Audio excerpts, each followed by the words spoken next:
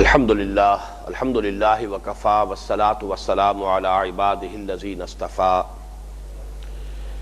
خصوصاً علی افضلہم وخاتم النبیین محمد الامین وعلی آلہ وصحبہ اجمعین اما بعد فاعوذ باللہ من الشیطان الرجیم بسم اللہ الرحمن الرحیم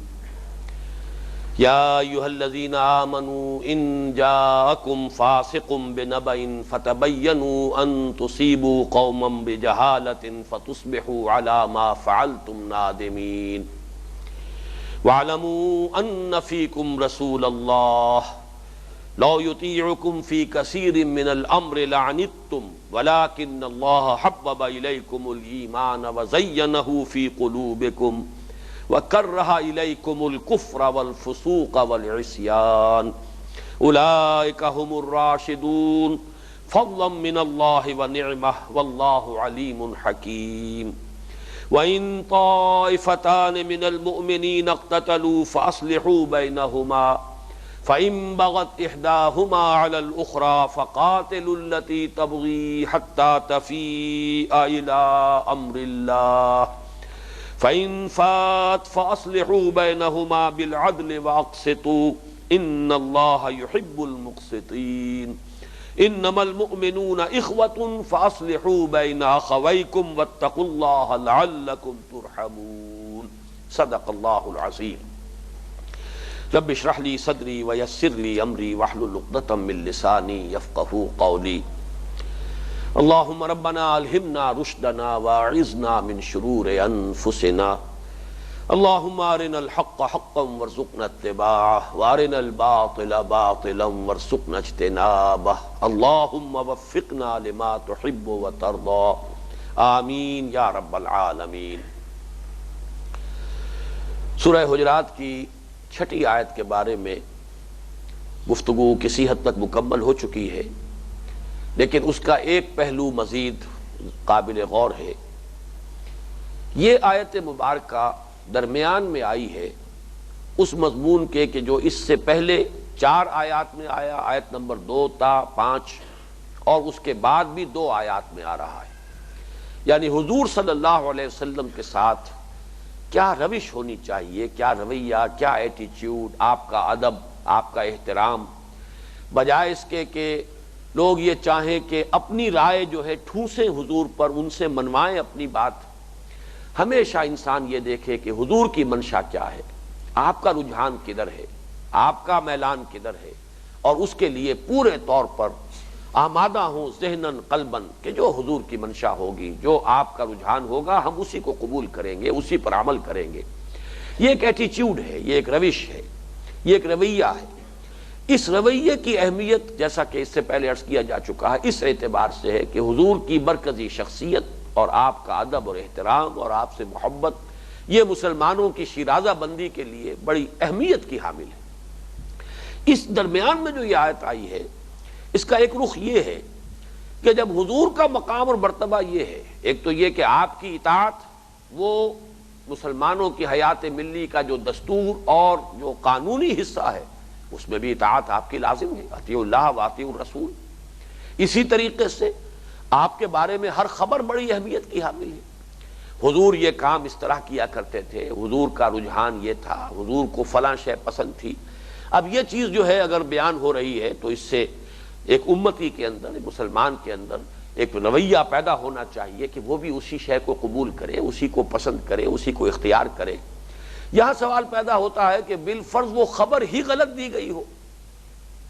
حضور کی طرف بات ہی غلط منسوب کی گئی ہو، جھوٹ جو ہے جڑ دیا گیا ہو، تہمت لگائی گئی ہو محمد الرسول اللہ صلی اللہ علیہ وسلم پر، تو اس معاملے میں بڑی تحقیق کی ضرورت ہے۔ یا ایھا الذین آمنوا ان جاءکم فاسق بنبأ، اب نبا کے اعتبار سے غور کیجئے کہ اب اہمیت کے اعتبار سے حضور کی ہر حدیث نہایت اہم ہے، اس لیے کہ یہ حدیث اگر قانونی معاملات سے متعلق ہے تو حلال اور حرام کا فیصلہ کرے گی، کسی شے کے حلت ہے یا حرمت ہے۔ پھر یہ کہ اور اعتبار سے ہے تو اس سے بھی مسلمانوں کی ثقافت اور تہذیب جو ہے اس کا ایک خاص رنگ اس کے نتیجے میں وجود میں آئے گا۔ اس اعتبار سے ہر حدیث، اور حدیث کے بارے میں جان لیجئے کہ حضور کا قول، حضور کا فعل، حضور کی تقریر، یہ تین چیزیں ہیں کہ جن کو ہم کہتے ہیں کہ یہ اخبار ہیں حضور کی، یہ خبریں ہیں محمد الرسول اللہ صلی اللہ علیہ وسلم کی۔ اخبار اور آثار، آثار صحابہ کا قول، صحابہ کا عمل اور صحابہ کی تقریر، یہ آثار کہلاتے ہیں۔ اس لیے کہ ہم یہ سمجھتے ہیں کہ صحابہ نے اگر کوئی کام کیا ہے تو یقیناً انہوں نے حضور کو کرتے ہوئے دیکھا ہوگا، چاہے حضور کی کوئی قولی حدیث موجود نہ ہو، لیکن ایک ظن غالب ہے کہ جو بھی انداز اللہ تعالیٰ نے بنا دیا تھا صحابہ کرام کا، جو مزاج ان کا بن گیا تھا، ان میں وہ حضور کا اتباع جس درجے میں کرتے تھے، تو کسی شے کا کسی صحابی کی طرف سے منقول ہونا، ان کا قول، ان کا عمل، وہ بھی ایک اعتبار سے چونکہ اس میں ظن غالب ہے کہ اس کی بھی نسبت حضور سے ہو، لہذا اس کی بھی اہمیت ہے ہمارے ہاں۔ لہذا حدیث جسے ہم کہتے ہیں وہ اخبار اور آثار دونوں کا مجموعہ ہے۔ اور اخبار کیا ہے؟ حضور کا کوئی قول، حضور کا کوئی عمل یا فعل، یا حضور کی تقریر، اور تقریر سے مراد یہ کوئی کام حضور کے سامنے ہوا اور حضور نے روکا نہیں۔ اب یہ بھی گویا کہ اس کو بھی ایک قانون کا درجہ حاصل ہو گیا کہ اس کا مباح ہونا ثابت ہو گیا۔ اگر وہ شے حرام ہوتی، وہ چیز کسی درجے میں بھی ناپسندیدہ ہوتی تو حضور اس سے روکتے، لیکن جب آپ نے نہیں روکا ہے گویا کہ اس کا مباح ہونا ثابت ہو گیا۔ تو حضور کا قول، آپ کا عمل یا فعل، آپ کی تقریر، صحابہ کا قول، صحابہ کا عمل یا فعل یا صحابہ کی تقریر، یہ تمام چیزیں نہایت اہم ہے اس اعتبار سے کہ اسلامی قانون کی تدوین میں بھی ان کی اہمیت ہے، اور نمبر دو یہ کہ مسلمانوں کی معاشرت، مسلمانوں کی تہذیب و ثقافت کو بھی ایک خاص رخ پر ڈھالنے میں ان چیزوں کا عمل دخل ہے۔ لہذا ان کی تحقیق بہت ضروری ہے، یہ معلوم کرنا ضروری ہے کہ آیا حضور نے جو بات حضور کی طرف منسوب کی جا رہی ہے یہ صحیح ہے یا نہیں۔ اس وجہ سے اس آیت کو کہ جو اگرچہ اپنے عام اطلاق میں تو گویا کہ ایک بڑا اہم حکم ہے کہ مسلمان کبھی بھی افواہوں پر کوئی اقدام نہ کرے، تحقیق اور تفتیش کر لیا کرے۔ خبر کوئی اہمیت کی حامل ہے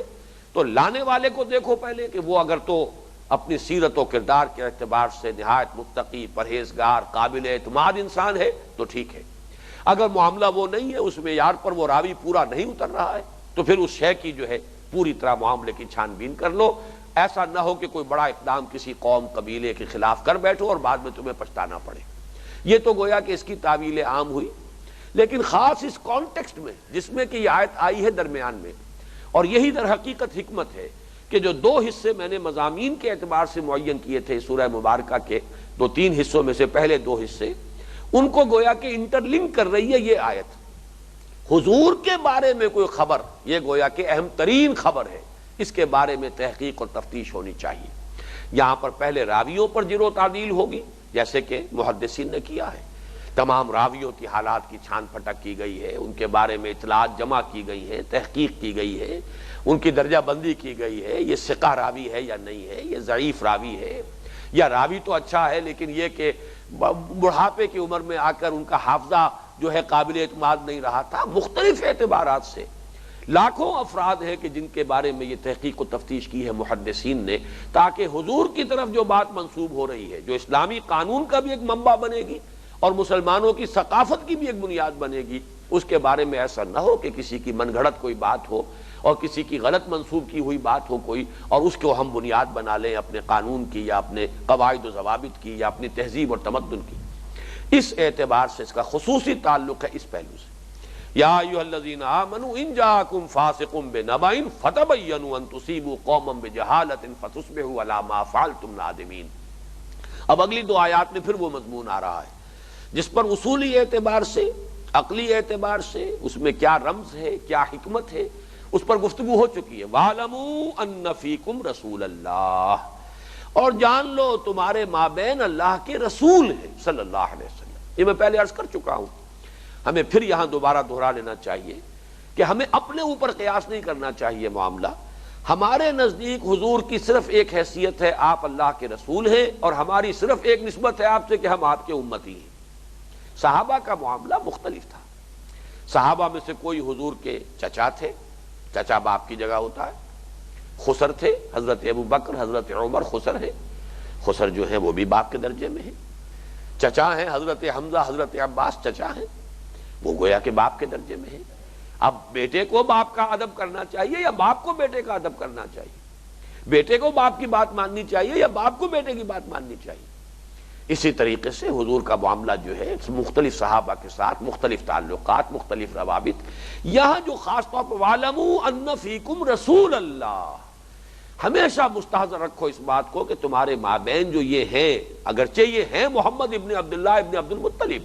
اے حمزہ تمہارے بھتیجے ہیں، اور اے عباس تمہارے بھتیجے ہیں، اور اے ابوبکر تمہارے داماد ہیں، اور اے عمر تمہارے داماد ہیں، لیکن جان لو کہ ان کی جو اصل حیثیت ہے وہ کیا ہے، جو ہمیشہ تمہیں مد نظر رکھنی چاہیے، پیش نظر رکھنی چاہیے، ان فیکم رسول اللہ، یہ اللہ کے رسول ہے۔ اس سے جو نتیجہ برآمد ہوتا ہے، لو یطیعکم فی کثیر من الامر لعنتم، اگر وہ تمہاری اطاعت کرنے لگے یا تمہاری اطاعت کریں اکثر معاملات میں، بہت سی باتوں میں، تو تم مشکل میں پڑ جاؤ گے، اس لیے کہ تم سے تمہاری اپنے لحاظ میں، مروت میں، حضور تو بہت اپنے صحابہ کے احساسات کا بڑا پاس کرتے تھے، ان کے جذبات کا لحاظ کرتے تھے۔ اب کسی شخص نے آگے بڑھ کر پیش رفت کی ہے، پہلے ہی بات کر دی ہے، اب آپ کے لیے اس کی بات کو رد کرنا، اس کے احساسات کو اگر آپ جو ہے پامال کریں تو آپ کو اچھا نہیں لگے گا۔ آپ اپنی اس مروت اور شرافت میں، جیسے کہ منافقین فائدہ اٹھاتے تھے آپ کی شرافت اور مروت سے، آیا جھوٹ بول دیا، کوئی جھوٹی قسم کھا لی، جھوٹا حلف اٹھا لیا، اب حضور خاموش، آپ کو معلوم ہے، لیکن یہ کہ اب ان کو یہ کہنا کہ تم جھوٹ بول رہے ہو، یہ حضور کی مروت اور شرافت کے خلاف تھا۔ یہ نہیں ہے کہ آپ کو اندازہ نہیں ہوتا تھا، وہ تو جیسا کہ آیا ہے کہ اتقوا فراست المومن فإنہ ينظر بنور اللہ، مومن کی فراست سے ڈرو، وہ اللہ کے نور سے دیکھتا ہے۔ تو مومن کا معاملہ یہ ہو تو محمد الرسول اللہ صلی اللہ علیہ وسلم کیسے بے خبر ہو سکتے تھے اس بات سے کہ یہ شخص سچ بول رہا ہے کہ جھوٹ بول رہا ہے؟ لیکن یہ کہ آپ کی شرافت اور مروت کا تقاضا یہ تھا کہ آپ ٹھیک ہے، آپ کا یہ عذر ہے، قبول ہے، ٹھیک ہے جائیے، آپ کو میں نے رخصت دے دی۔ اس طریقے سے وہ عذر جو ہے، عذرات لنگ اور جھوٹے بہانے بنا کر رخصت لے لیتے تھے۔ تو یہاں فرمایا گیا کہ اگر یہ تمہاری بات مانیں گے، لو یطیعکم فی کثیر من الامر لعنتم، اکثر مفسرین نے اس آیت کو بھی جوڑا ہے اسی واقعے کے ساتھ جو میں بیان کر چکا ہوں، پہلی آیت کے جو شان نزول میں واقعہ بیان ہوا ہے ولید بن عقبہ ابن ابی معیط کا رضی اللہ تعالی عنہ، کہ ان سے یہ غلطی ہوئی، کیا ہوا، ان کو خوف طاری ہو گیا، کوئی اندیشہ ہوا، انہوں نے آ کر خبر دے دی، اور اس پر یہ کہ یہاں پھر دباؤ بھی پڑا حضور پر کہ آپ اقدام کیجئے، جلدی کیجئے، یہ تو بغاوت ہے۔ بغاوت کو تو یہ ہے کہ جس کو آپ بھی کہتے ہیں نب دی ایول ان دی بڈ، اس کو تو فوراً جو ہے کچل دینا چاہیے اگر کوئی اقدام آپ کر بیٹھتے، اور پھر جب ایسا کہ آپ کو معلوم ہے اگر کہیں جنگ شروع ہو جائے تو پھر بڑا مشکل ہوتا ہے کہ کہیں تحقیق کی جائے، تو بعد ہی میں پھر کھلے گا کہ یہ تو سارا معاملہ ہی کسی غلط فہمی پر مبنی تھا۔ لہذا فرمایا کہ اس مثال کو بھی اگر فرض کیجئے، اگر وہ واقعہ،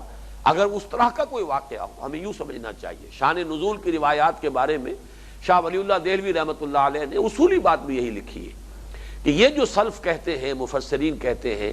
کہ اس کی شان نزول جو ہے وہ یہ واقعہ، اس کا یہ مطلب نہیں ہوتا کہ وہی واقعہ اس آیت کے نزول کا سبب بنا ہے، بلکہ یہ کہ اس آیت میں جو حکم ہے، جو رہنمائی ہے، وہ اس قسم کے واقعات پر اس سے روشنی پڑتی ہے جو واقعہ اس طریقے سے بیان کیا جا رہا ہے۔ تو اس حوالے سے شان نزول کے بارے میں، اس کی روایات کے بارے میں اصولی بات بھی یہ صحیح ہے۔ تو اس کو اگر ہم اسی حیثیت سے رکھیں تو اس سے اندازہ ہو جاتا ہے کہ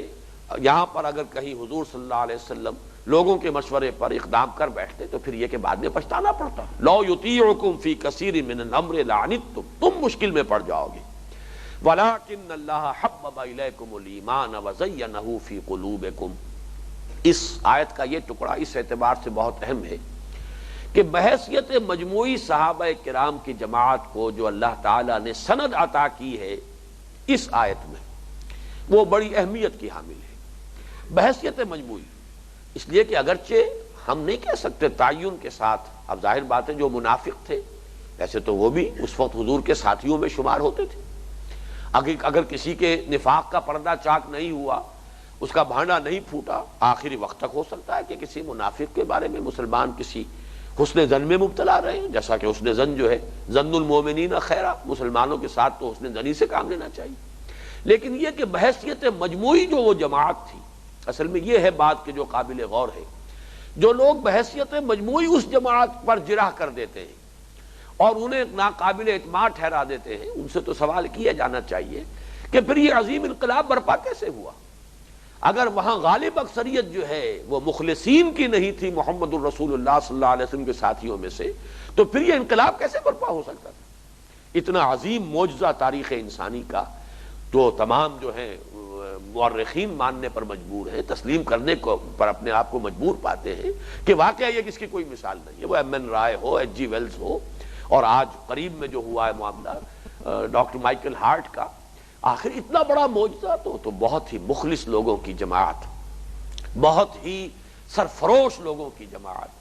جو جن کی زندگیوں میں ہر چیز، دوسری چیز جو ہے اس کی حیثیت ثانوی ہو گئی تھی، اللہ اور اس کا رسول مقدم ہر شے پر، آخرت مقدم ہر شے پر۔ اگر یہ صورت نہ ہوتی تو یہ جد و جہد کامیابی سے ہمکنار نہیں ہو سکتی تھی، اگر اکثریت کا وہ معاملہ نہ ہوتا تو ایسا عظیم انقلاب برپا نہیں ہو سکتا تھا۔ تو بحیثیت مجموعی صحابہ کرام کی شان میں یہ جو الفاظ اس آیت مبارکہ میں آ رہے ہیں بڑی اہمیت کے حامل ہیں، اور جیسا کہ میں نے عرض کیا کہ عقل کی بنیاد پر، منطق کی بنیاد پر بھی ان کو تسلیم کرنا لازم ہے۔ اگر ایسا نہ ہوتا تو تاریخ کا یہ معجزہ ہرگز رونما نہ ہو سکتا اور اتنا عظیم انقلاب برپا نہ ہو سکتا۔ فرمایا وَلَٰكِنَّ اللَّهَ حَبَّبَ إِلَيْكُمُ الْإِيمَانَ، اے محمد کے ساتھیوں، اللہ نے تو تمہارے قلوب میں ایمان کو کھبا دیا ہے، وَزَيَّنَهُ فِي قُلُوبِكُمْ، تمہارے نزدیک ایمان کو بہت محبوب بنا دیا ہے اور مزین کر دیا ہے، اس کے ذریعے سے تمہارے قلوب کو وہ روشن کر دیا ہے، تمہارے دلوں کو اس نور ایمان کے ذریعے، زینہ فی قلوبکم، اس ایمان کو تمہارے دلوں میں اجاگر کر دیا ہے، روشن کر دیا ہے۔ یہ قندیل جو ہے تمہارے قلوب میں روشن کر دی ہے اللہ نے۔ یہ قندیل کا لفظ آگے آئے اسی حوالے سے جو سورہ نور کے 5ویں رکوع میں ایمان کے لیے تمثیل آئی ہے، اللہ نور السماوات والارض مثل نورہ کمشکاۃ فیہا مصباح المصباح فی زجاجہ الزجاجۃ کأنہا کوکب دری یوقد من شجرۃ مبارکۃ زیتونۃ لا شرقیۃ ولا غربیہ۔ تو مسلمانوں کے سینوں میں، ان کے قلوب میں یہ ایمان کی قندیلیں روشن ہیں۔ وَلَٰكِنَّ اللَّهَ حَبَّبَ إِلَيْكُمُ الْإِيمَانَ وَزَيَّنَهُ فِي قُلُوبِكُمْ۔ یہاں ذرا نوٹ کیجئے گا، اس لیے کہ تیسرے حصے میں اس سورہ مبارکہ کے آیت آئے گی ان لوگوں کے بارے میں کہ جو فتح کے بعد جو لوگ ایمان لائے ہیں، ان میں یقیناً ایک تعداد ایسے لوگوں کی بھی تھی کہ جو ایمان تو لے آئے، اطاعت قبول کر لی، اسلام کا اعلان کر دیا، لیکن حقیقی ایمان ابھی ان کے دلوں میں داخل نہیں ہوا تھا۔ قالت الاعراب آمنا قل لم تؤمنوا ولكن قولوا اسلمنا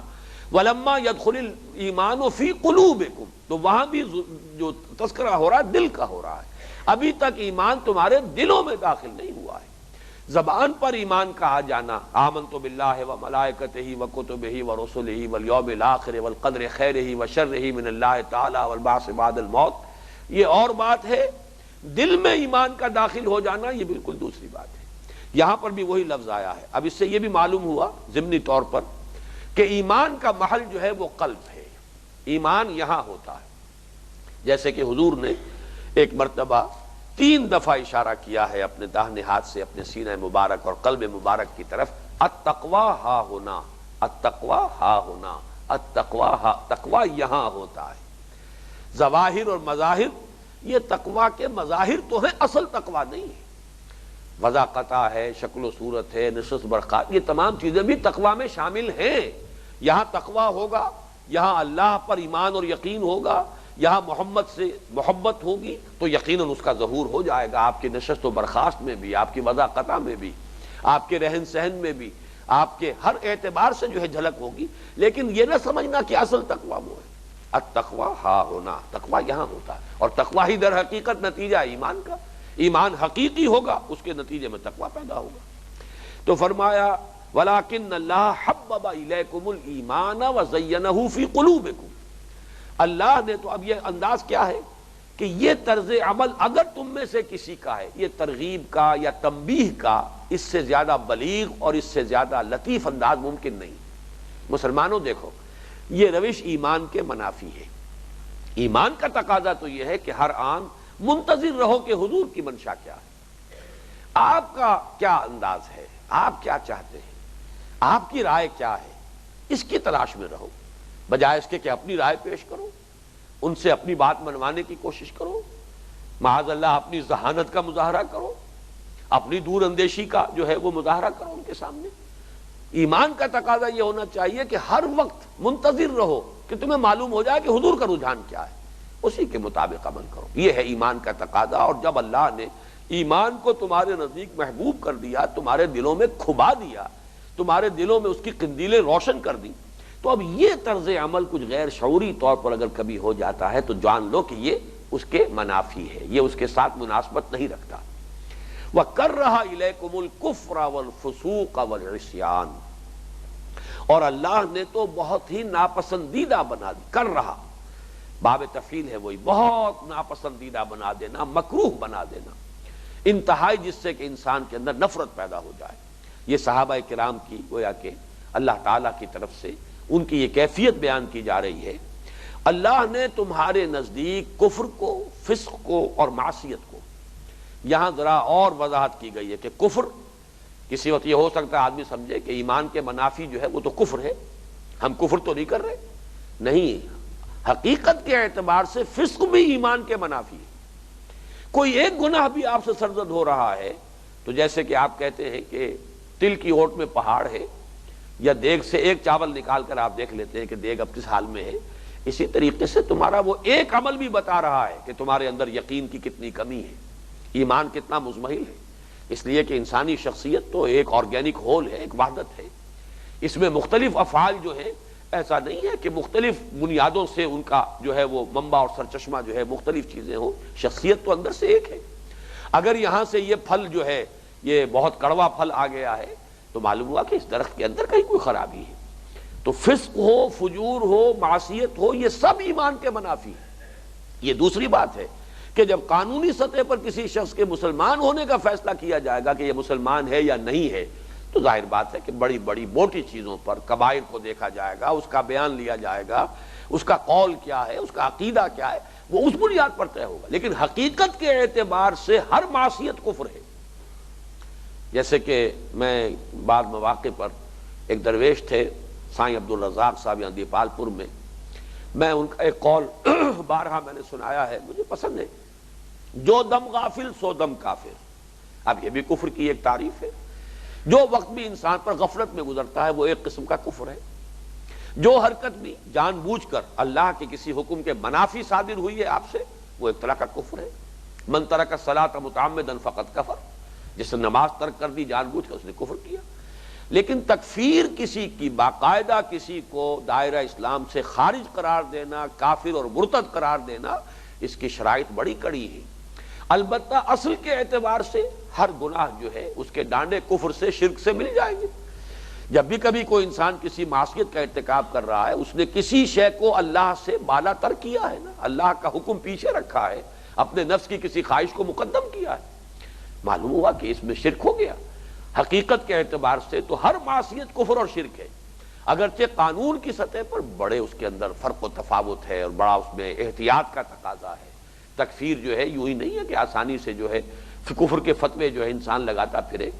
آپ کسی شے کے بارے میں کہہ سکتے ہیں بھائی یہ چیز کفر ہے، یہ چیز جو ہے اپنی حقیقت کے اعتبار سے شرک ہے،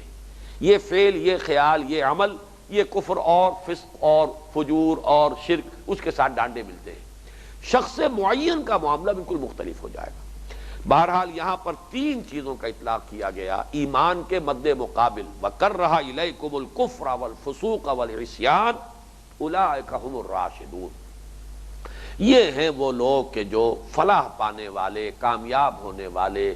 رشد سے ہمکنار ہونے والے، اللہ کے ہاں کامیاب قرار پانے والے ہوں گے۔ اور فضلا من اللہ، ایک مستقل آیت آ رہی ہے، ذرا نوٹ کیجئے،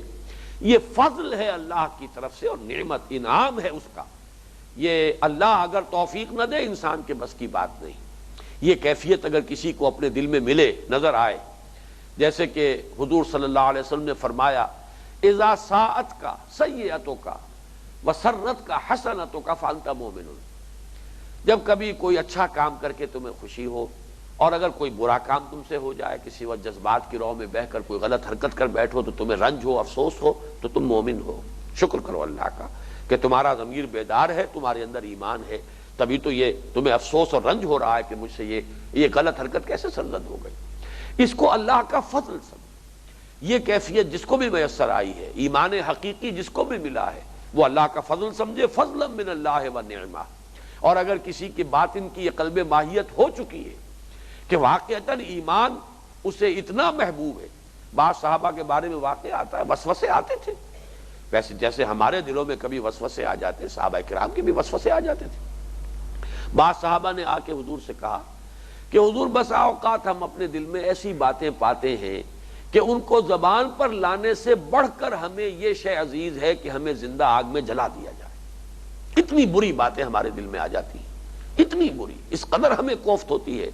کہ ان باتوں کو زبان پر لانے سے کہیں زیادہ ہمارے نزدیک جو ہے وہ ہلکی بات یہ ہے کہ ہمیں جلا دیا جائے زندہ۔ حضور نے فرمایا کیا واقعی تم یہ محسوس کرتے ہو؟ انہوں نے کہا جی ہاں یہی ہماری کیفیت ہوتی ہے۔ فرمایا فذاک الایمان، یہی تو ایمان ہے۔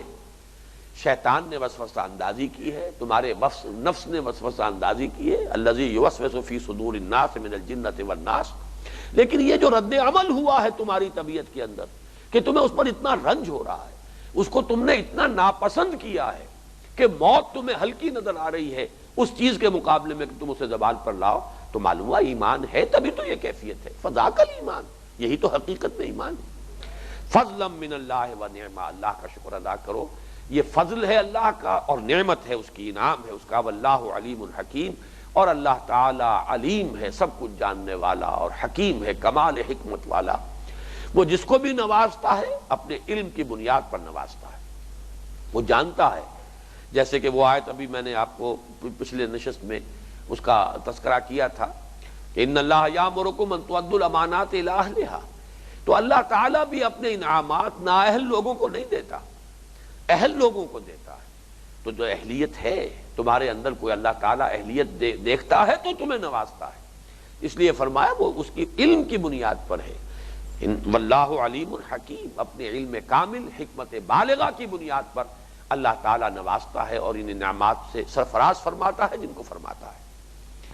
اب اس کے بعد وہ جو دو حکم میں نے عرض کیا تھا کہ بڑے ہیں، ان میں سے دوسرا حکم آ رہا ہے وَإِن طَائِفَتَانِ مِنَ الْمُؤْمِنِينَ اقْتَتَلُوا فَأَصْلِحُوا بَيْنَهُمَا، اگر اہل ایمان میں سے دو گروہ باہم لڑ پڑے تو تم پر لازم ہے، تمہارا فرض ہے کہ ان کے مابین صلح کراؤ۔ فَإِن بَغَتْ إِحْدَاهُمَا عَلَى الْأُخْرَى،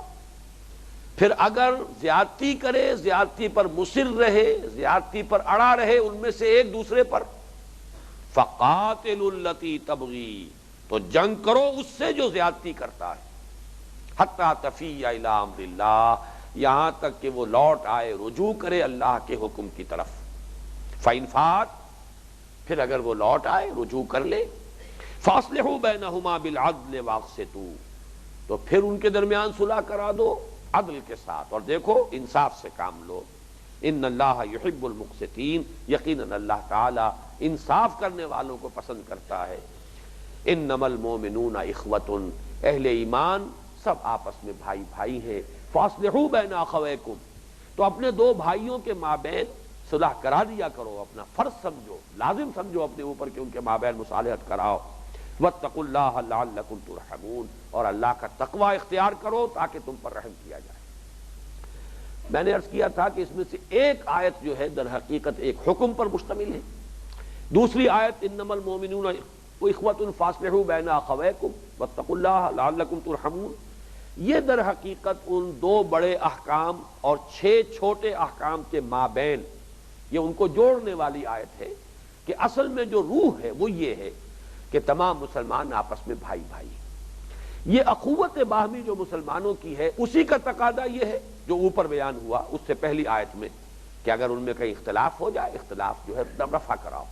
اور اسی کا تقاضا ہے جو اگلی 2 آیتوں میں آ رہا ہے، ایک دوسرے کا مذاق نہ اڑاؤ، ایک دوسرے کے برے نام نہ رکھو، ایک دوسرے کی عیب چینی نہ کرو، ایک دوسرے کی غیبت نہ کرو، ایک دوسرے کے بارے میں سوء ظن میں مبتلا نہ ہو جاؤ، خام خواہ کو کھود کرید کے اندر نہ لگے رہو، راحت لوگوں کے جاننے کے در پہ نہ رہو۔ وہ 6 احکام اور یہ 2 احکام، ان کو جوڑنے والی جو انگوٹھی کا نگینہ ہے جو، وہ در حقیقت یہ آیت ہے انما المؤمنون اخوۃ فاصلحوا بین اخویکم، تمام اہل ایمان آپس میں بھائی بھائی ہیں۔ تو جیسے 2 حقیقی بھائیوں میں اگر کہیں کوئی لڑائی ہو جائے، اختلاف ہو جائے، اگر کسی انسان کے اندر اس کی فطرت صحیح ہے تو اس کے اندر یہ خواہش پیدا ہونی چاہیے کہ مصالحت کرائے. دو بھائیوں کو لڑتے دیکھ کر خوش ہونا یہ در حقیقت انسان کی فطرت کے بس ہونے کی علامت ہے. فطرت اگر صحت پر برقرار ہے تو اس کے اندر لازماً جذبہ پیدا ہوگا کہ ان بھائیوں میں کوئی غلط فہمی ہو گئی ہے، دفع کرائی جائے، کوئی مغالطہ ہو گیا ہے، دور کیا جائے. یہ اس جذبے کے تحت تمہیں عمل کرنا چاہیے ان تمام احکام پر. اب آئیے وہ ایک آیت جو ہے اس میں ذرا دیکھیے، بڑی گمبھیر آیات میں سے قرآن مجید کی، بڑی پروفاؤنڈ آیات میں سے ایک آیت میں پورا ضابطہ ہے، پورا قانون ہے. اس کو اگر شقوار اور دفعہ وار اگر مرتب کریں گے تو مکمل قانون بن جائے گا. پہلی شق کیا ہے؟ وَإِن طَائِفَتَانِ مِنَ الْمُؤْمِنِينَ اقْتَتَلُوا فَأَصْلِحُوا بَيْنَهُمَا. اگر اہل ایمان میں سے دو گروہ آپس میں جھگڑ پڑیں تو ان کے مابین صلح کراؤ. ضمنی طور پر ایک بات تو یہ سامنے رکھیے کہ اہل ایمان لڑ سکتے ہیں، اور یہ آیت قرآن مجید کی آیت ہے، ظاہر بات ہے اس کا کانٹیکسٹ ہے، صحابہ کرام پس منظر میں ہے. یعنی دو مسلمانوں کا آپس میں لڑ پڑنا یہ بالکل قرین قیاس ہے. یہ کوئی ایسی بات نہیں ہے کہ جس کو آپ یہ سمجھیں کہ ان میں سے کسی ایک کو لازماً جو ہے کافر قرار دے کر ہی بس کریں، بلکہ یہ کہ دونوں اہل ایمان ہوتے ہوئے بھی لڑ سکتے ہیں. وہی جو انسان کی جبلی کمزوری ہے، اللہ تعالیٰ نے انسان میں جو بھی کمزوری کے پہلو رکھے ہیں، خلق الانسان ضعیفا اور خلق الانسان من عجل، یہ تمام چیزیں جو ہیں جن کا حوالہ اس سے پہلے بھی آ چکا ہے، اس کی بنا پر اختلاف پیدا ہو جانا، اختلاف میں شدت پیدا ہو جانا،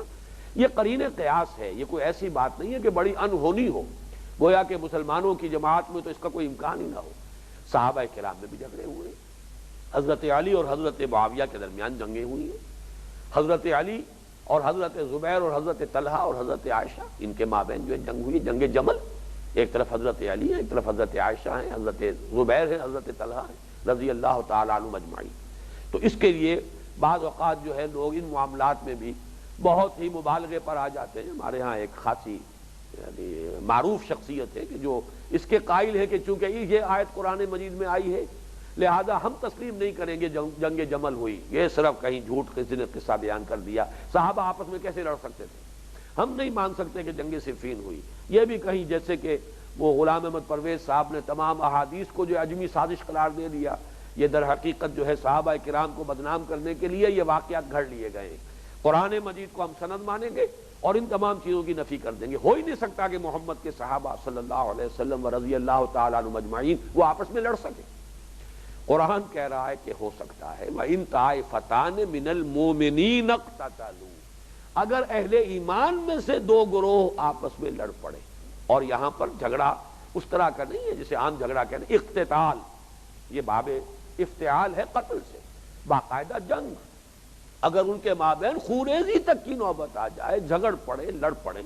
اب ظاہر بات ہے کہ اس سے کم تر درجے کے جو نزاعات ہوں گے، جھگڑے ہوں گے، وہ اس کے تابع خود بخود ہو گئے. ایک آخری بات کہی جا رہی ہے، اس کے حوالے سے حکم دیا جا رہا ہے. اب حکم کیا ہے؟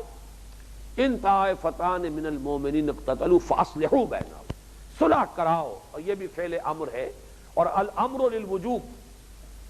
اگر کوئی اور قرینہ نہ ہو تو جہاں بھی فعل امر آئے گا گویا کہ وہاں پر وہ حکم جو دیا گیا ہے اس صیغے میں وہ واجب ہو جائے. صلح کرانا واجب ہے، اصلاح کے لیے کوشش کرنا واجب ہے. صلح کروانے کے لیے امکانی حد تک سعی واجب ہو جائے گی. یہ گویا کہ ایک انڈیفرنس کی روش ہوتی ہے، جی ہمیں کیا ہے، اپنے معاملات آپس میں جانے، یہ تو بھائی ہیں،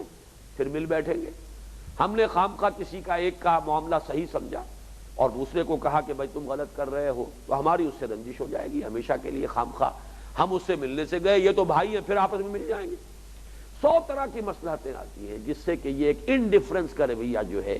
ایک لا تعلقی کی رویہ، آپس کے معاملات آپس میں نپٹائیں، ہمیں اس بحث میں پڑنے کی ضرورت نہیں ہے. خامخواہ کی پرائی آگ میں اپنے ہاتھ جلانے کیا فائدہ؟ یہ در حقیقت ایمان کے منافی ہے. اور کسی بھی معاشرے میں اگر یہ روش ہو جائے گی معاشرہ کمزور ہو جائے گا. یہ میں پہلے عرض کر چکا ہوں. ان احکام کا پس منظر کیا ہے؟ ایک بہت عظیم مشن ہے جو اس امت کے حوالے کیا گیا ہے، اور یہ امت خود منتشر ہو، اس کے اپنے اندر رکھنے ہو، آپس میں سر پھٹول ہو، تو وہ مشن کیسے پورا ہوگا؟ سورہ فتح کی وہ آیت مبارکہ جو ہے لاسٹ بٹ ون،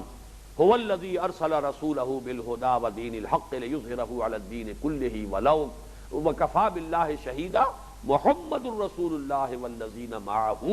اشداء علی الکفار رحماء بینہم. ان دو آیتوں کا میں نے عرض کیا تھا تو جو تمہیدی مضامین تھے کہ انہی کی شرح ہے، انہی کی تفصیل ہے کہ جو پوری سورہ حجرات میں آ رہی ہے. اس اعتبار سے جو عظیم مشن تھا دین کو غالب کرنا، پورے کرۂ ارضی پر اللہ کے دین کو غالب کرنا، یہ مشن ہے جو امت محمد کے حوالے کیا گیا ہے. اب یہ باہم مربوط نہ ہو، مضبوط نہ ہو، ان میں خود دل پھٹے ہوئے ہوں، ان میں رخنے ہوں، ان میں جھگڑے ہوں، ان میں اختلافات ہوں، ان میں گروہ بندیاں ہوں، ان میں آپس میں ایک دوسرے کی تکفیر کے فتوے چل رہے ہوں، تو وہ کام کون کرے گا پھر؟ تو اصل میں ان تمام احکام کی اہمیت کا پس منظر وہ ہے.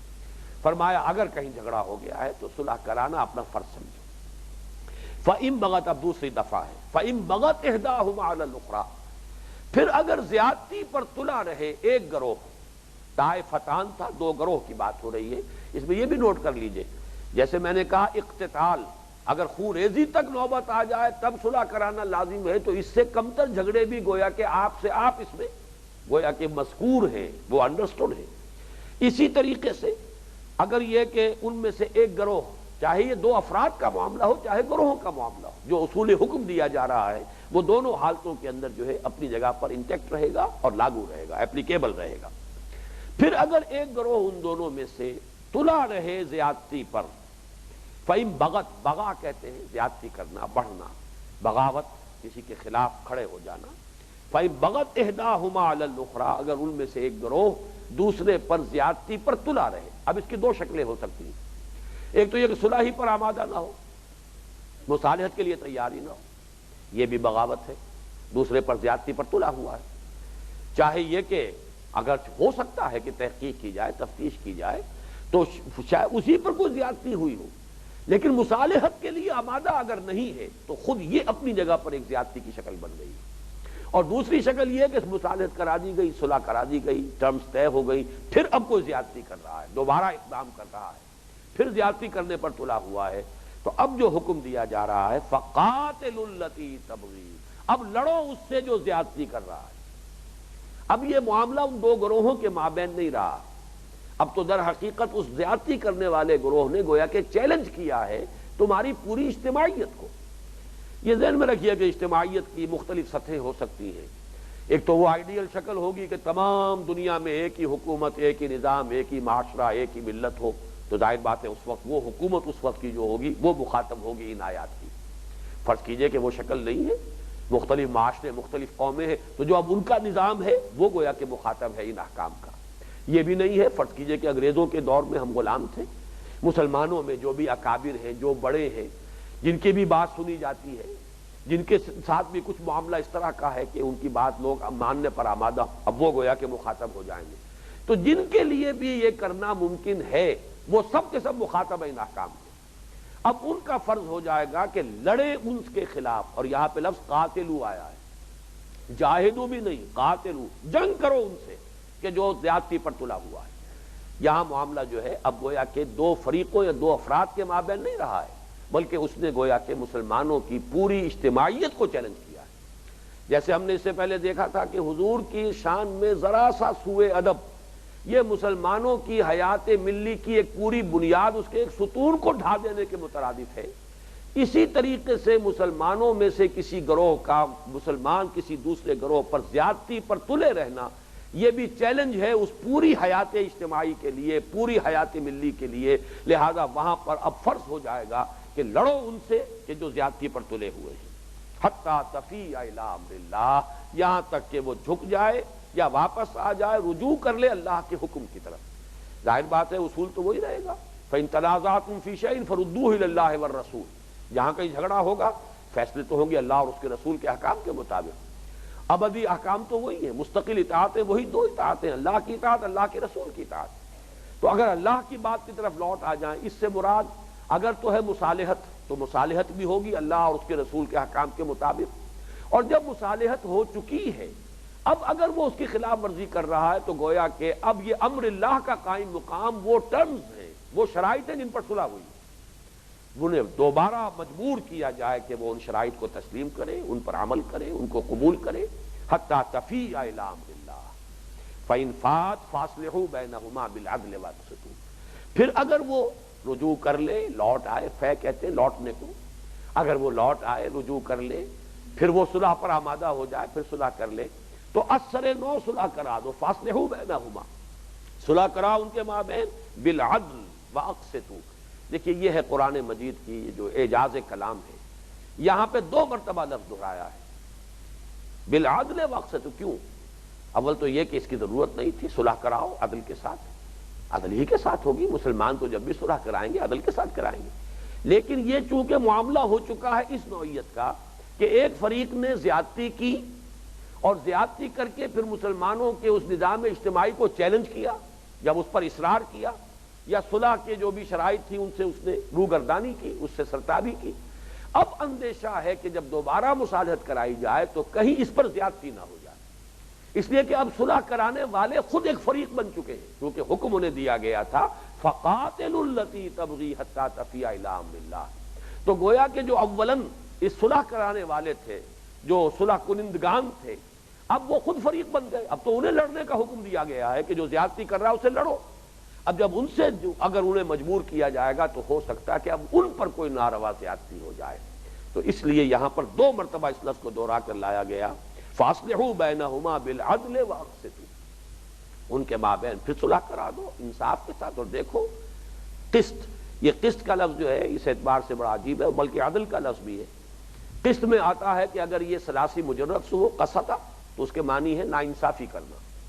باب افعال سے ہو ثلاثی مزید فی میں اقسطا یقسط اقساطا تو اس کے معنی انصاف کرنا، یہ بالکل مخالف متضاد معنی ہو جاتے ہیں۔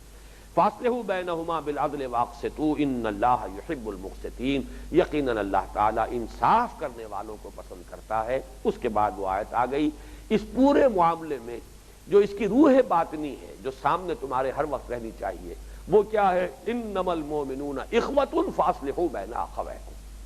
تمام اہل ایمان آپس میں بھائی بھائی ہیں، ان کے مابین، 2 بھائیوں کے مابین صلح کرانا اپنا فرض سمجھو، واتقوا اللہ، اللہ کا تقوی اختیار کرو۔ یہ شروع میں نے عرض کیا تھا کہ اس سورہ مبارکہ میں 3 مرتبہ تو اتقوا یہ فعل امر کی شکل میں آیا ہے، اور 2 مرتبہ مزید آیا ہے تقوی کی ترغیب کے لیے دوسرے اسلوب آئے ہیں، اس لیے کہ یہ تمام احکام اپنی جگہ پر دھرے رہ جاتے ہیں اگر روح تقوی موجود نہ ہو۔ ایسا بھی ہوگا کہ لفظی تقاضا تو پورا کر دیا گیا لیکن حقیقی جو ہے روح جو ہے وہ مجروح ہو گئی۔ اس اعتبار سے اگر تقوی نہیں ہوگا تو محض احکام پر عمل کرنے سے مطلوبہ نتائج حاصل نہیں ہوں گے۔ یہ جو اس آیت مبارکہ میں یہ حکم آیا ہے، واقعہ یہ ہے کہ نہایت اہم، نہایت ضروری، اور سیرت و کردار کے اعتبار سے یہ نہایت فیصلہ کن شے ہے۔ اس طرز عمل کو جو شخص اختیار نہیں کرتا، کسی بھی اجتماعیت میں، ایک گھر کا معاملہ ہے، بھائیوں کا آپس کا معاملہ ہے، 2 بھائیوں کے درمیان جھگڑا ہو گیا ہے، تیسرا بھائی یہ سمجھے کہ مجھے اس سے کیا ہے، آپس کا معاملہ طے کرے، وہ گھر جو ہے پھر اس کے اندر کیفیت جو ہے باہمی اتحاد کی پیدا نہیں ہو سکے۔ اور اس میں ظاہر بات ہے کہ ایک تو معاملہ ہے کہ جنگ تک نوبت آ جائے،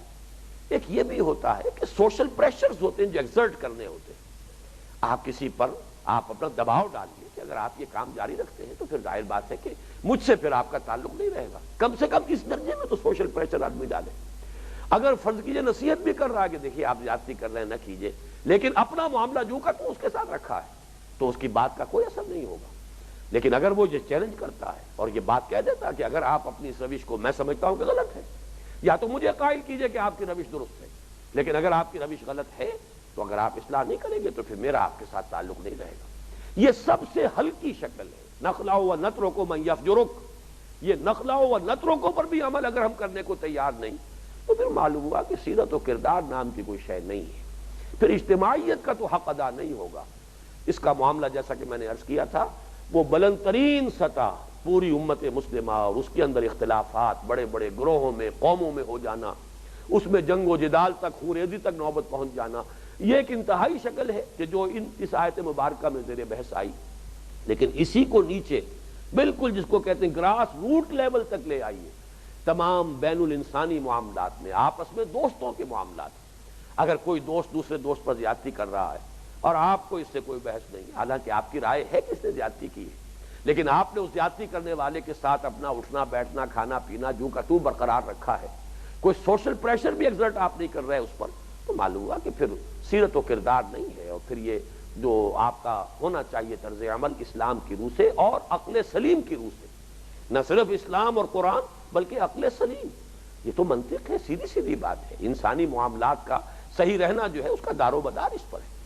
وَإِن طَائِفَتَانِ مِنَ الْمُؤْمِنِينَ اقْتَتَلُوا فَأَصْلِحُوا بَيْنَهُمَا فَإِن بَغَتْ إِحْدَاهُمَا عَلَى الْأُخْرَى فَقَاتِلُوا الَّتِي تَبْغِي حَتَّى تَفِيءَ إِلَى أَمْرِ اللَّهِ